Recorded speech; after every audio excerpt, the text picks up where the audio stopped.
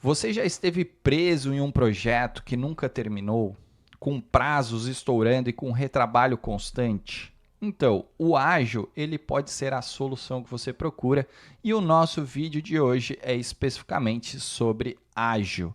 Eu vou mostrar para vocês algumas estratégias e o que você precisa entender e reconhecer para fazer o ágil funcionar de verdade na sua equipe. E falando de ágil, a gente não pode deixar de lado de falar sobre engenharia de software. Por quê, Matheus? Porque a engenharia de software ela vai muito além de apenas programar. Trata-se de aplicar práticas bem definidas para garantir que o software ele seja construído de forma eficiente, previsível e com qualidade. E isso é primordial, principalmente em grandes projetos, porque vai evitar a construção de software e de produtos sem aqueles problemas de atraso e estouro de orçamento, que é o que na maioria das vezes acontece.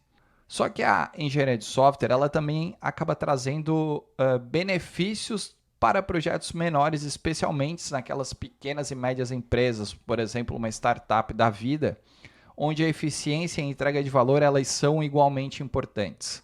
Porque o que é muito comum e o que a gente observa hoje em dia, né? Nós temos várias startups elas precisam entregar rápido, elas precisam construir o MVP, elas precisam mostrar valor para aquele produto e chega depois que o MVP é apresentado, eles têm que apagar tudo e refazer todo o processo de novo, sabe?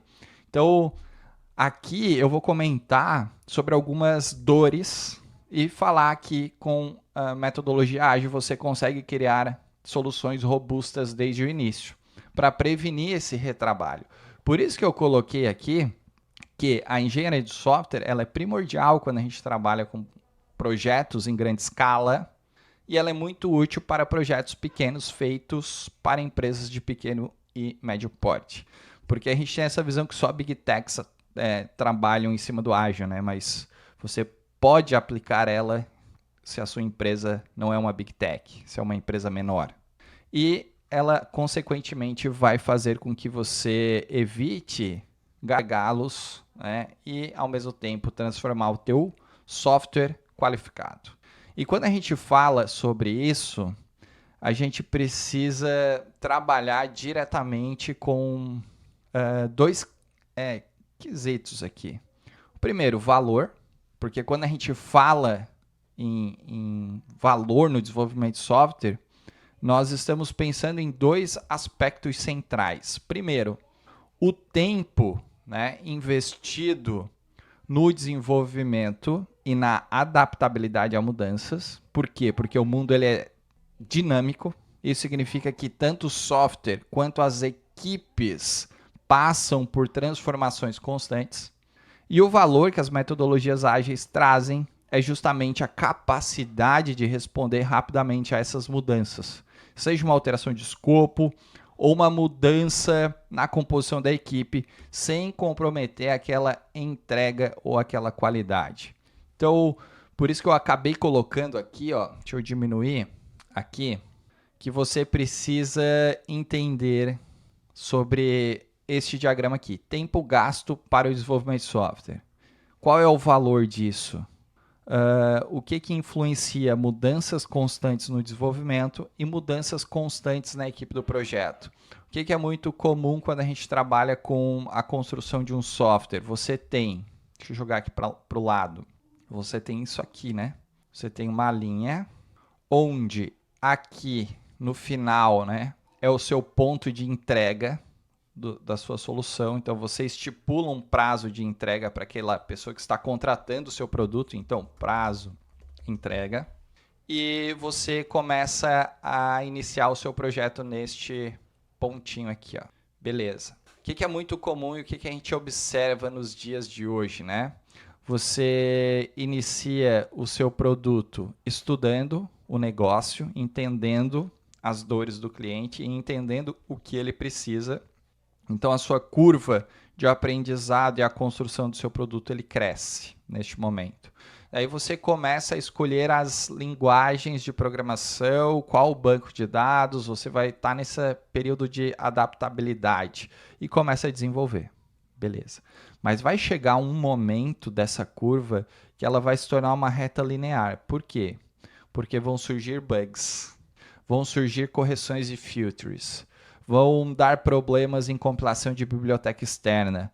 Tudo isso aqui vai ficar ruim perante aos olhos do seu tech lead ou do dono da empresa, porque ele vai imaginar, pô, eu não estou evoluindo, eu não estou entregando nada e, consequentemente, eu vou ultrapassar o prazo de entrega, né? Vou ultrapassar. E eu vou ter que chegar e falar para o meu cliente que eu não consegui entregar nesse prazo contratado. E o que essa pessoa, o que essa empresa, o que essa tech lead geralmente ela adota? Vamos mudar a nossa equipe do projeto, porque a gente precisa de profissionais mais qualificados para poder entregar esse produto. Então ele pega e contrata novos profissionais com um nível de senioridade maior. Então vamos contratar um pleno, vamos contratar um sênior. Isso aqui a gente vai fazer com que a gente entregue o nosso produto no prazo. Mas será que isso realmente acontece, pessoal? Vocês acabam esquecendo que quando você troca a equipe do seu produto, durante a construção do seu produto, você esquece que a pessoa que vai entrar, ela precisa ter todo aquele tempo, que é esse aqui, ela precisa ter todo este tempo e essa curva inicial de aprendizagem, mas ela precisa lidar com a sua atual equipe, porque geralmente tem confusão, né? Resistência à mudança, que a gente fala. Pô, o cara tá entrando agora, já quer sentar na janela, tá ganhando mais que todo mundo, enfim, ele tá achando que é quem. Então sempre tem isso e sempre rola isso. Fora que geralmente as empresas têm um padrão de desenvolvimento. Trabalham numa linguagem, fazem uma indentação dessa linguagem, e essa pessoa também vai precisar estudar tudo isso. E o que vai acontecer com a sua curva que estava linear? Ela vai cair por um tempo, né?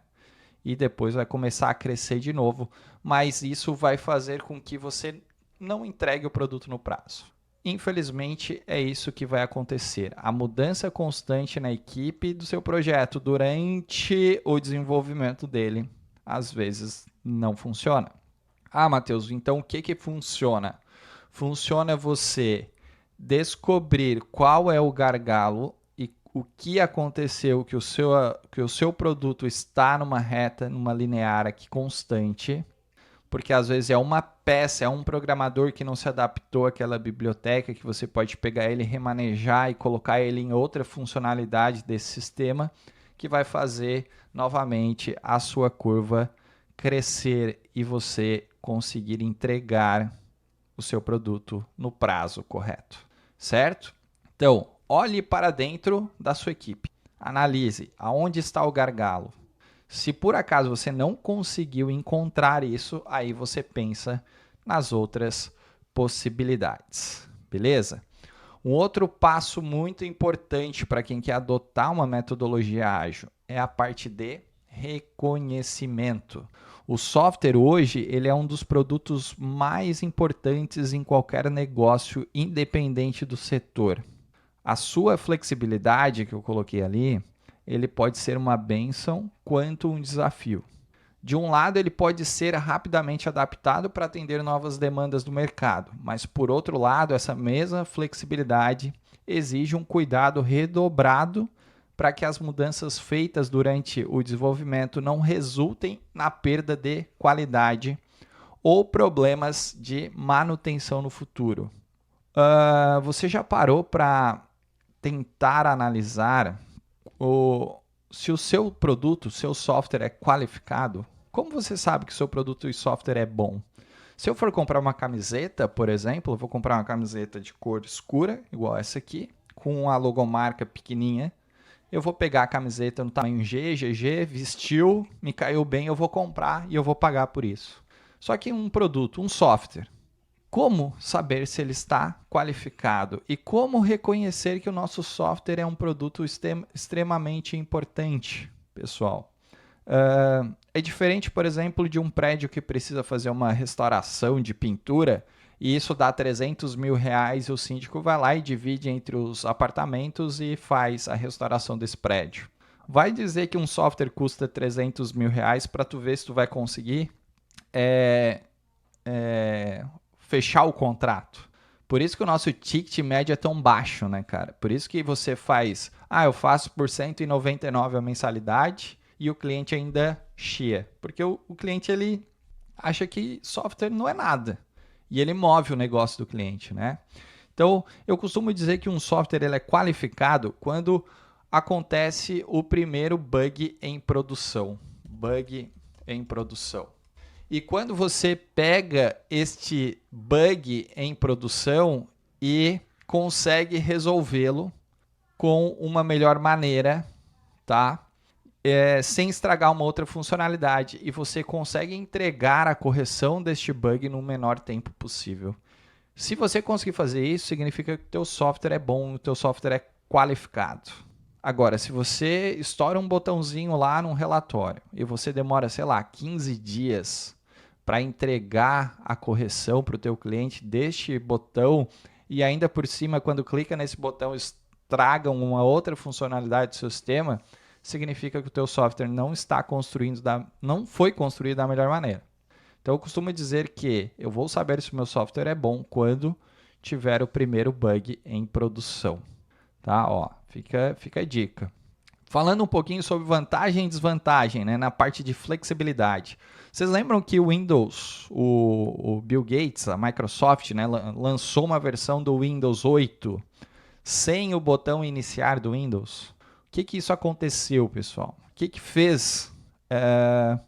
A Microsoft ela precisou lançar a versão do Windows 8.1 só para botar o botão de volta, porque as pessoas estavam acostumadas a usar aquele botão. E eles simplesmente pegaram, lançaram uma feature sem os botões e o pessoal de casa, né, por exemplo, minha mãe e meu pai não sabiam mais usar, porque não tinha mais o botãozinho.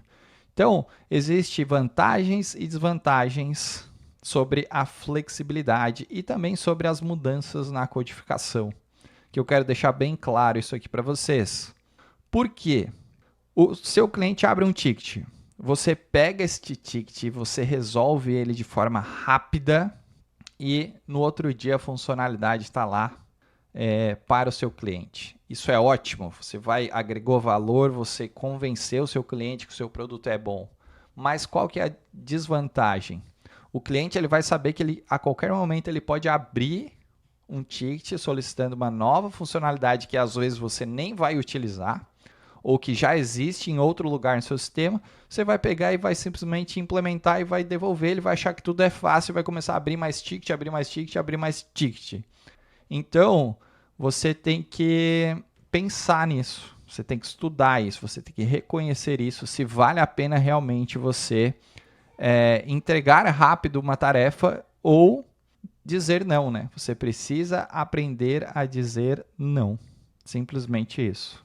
Então, são dois pontos importantes que eu queria deixar aqui nesse vídeo de hoje para não me prolongar muito, porque já está 15 minutos de vídeo. O valor sobre o seu produto e o reconhecimento. Quando você tem tudo isso claro, né? E bem objetivo, você pode começar a pensar no ágil em formas e frameworks e ferramentas de como fazer o ágil dar certo na sua empresa. Mas se você não tiver isto em mente, nem comece, que não vai dar certo. Bom, acho que o vídeo sobre isso é hoje. Então, falando um pouquinho de ágil, de engenharia de software para vocês. Espero que vocês tenham curtido e se curtiu, se gostou, né, curta e compartilha. E até o próximo.